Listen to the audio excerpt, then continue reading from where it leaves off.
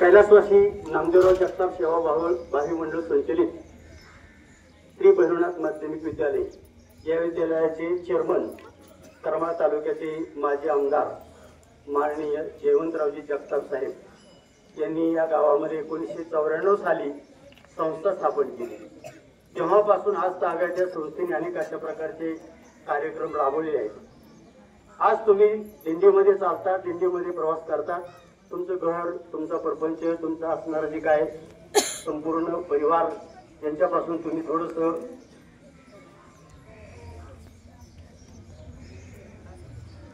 आनंदामध्ये सहभागी होत असतात। पंढरपूर जाईपर्यंत तुम्हाला कुठल्याही प्रकारचं आपल्या समस्या किंवा गावातील आपली काय अडचणी या सगळ्या सोडून संपूर्ण महाराष्ट्रामध्ये आज ज्ञानोबा तुकारामाचा जयघोष होत आहे। असंच आज आमच्या गावामध्ये तुम्ही आलात। आमच्या संस्थेच्या वतीनं या ठिकाणी अत्यंत छान अशा प्रकारचा एक पथनाट्य आम्ही सादर करणार आहोत। आपल्याला सर्वांना माहित आहे की शिक्षण किती महत्वाचं आहे। आज शिक्षणाचा अभाव असणाऱ्या लोकांमध्ये कशा पद्धतीचा परिणाम होतो आणि त्यामुळे कशा प्रकारची फसवणूक होती यावर आधारित अशा प्रकारचे आम्ही पथनाट्य सादर करणार आहे।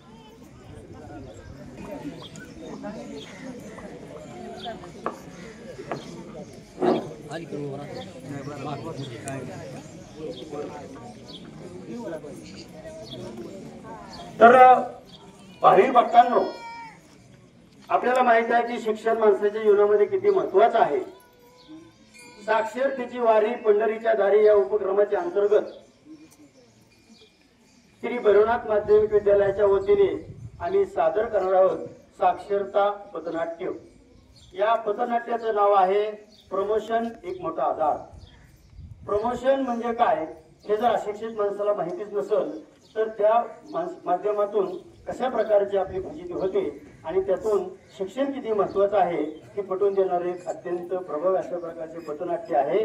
पथनाट्यामध्ये सहभागी झालेले संपूर्ण आमच्या प्रशालेचे विद्यार्थी आहेत, शिक्षक आहेत।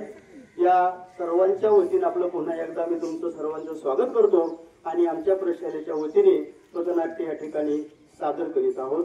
पथनाट्याचं नाव आहे प्रमोशन एक मोठा आजार।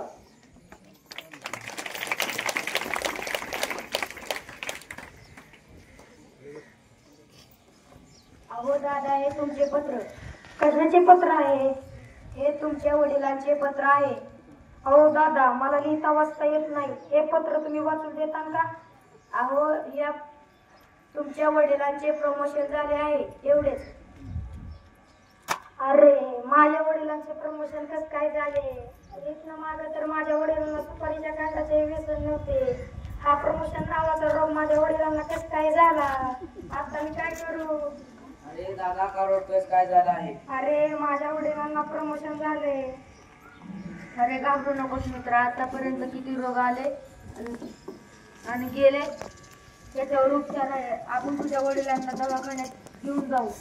अरे, आता काय करू? अरे काय रडताय? काय झालंय तुम्हाला? त्याच्या वडिलांना प्रमोशन झालं आहे। अरे वा, ही तर खूप चांगली गोष्ट आहे। अरे, तुझ्या जिभेला काय हाड आहे का नाही? प्रमोशन म्हणजे काय नेमकं तुम्हाला माहित आहे का? प्रमोशन म्हणजे मोठा आजार, हेच तर आहे की? नाही, तुम्ही लिहायला वाचायला शिकला नाही म्हणून तुम्हाला काही माहित नाही। प्रमोशन म्हणजे नक्की काय? प्रमोशन झालं म्हणजे तुमच्या वडिलांची पदवी वाढली, त्यामुळे पगारही वाढणार। अरे, माझ्या वडिलांचा पगार वाढणार? तुम्ही आम्हाला लिहायला वाचायला शिकवताल का? हो, आपल्या गावातील सर्वांनी लिहायला वाचायला शिकलं पाहिजे। त्यासाठी तुमच्या समोर एक गीत सादर करत आहोत।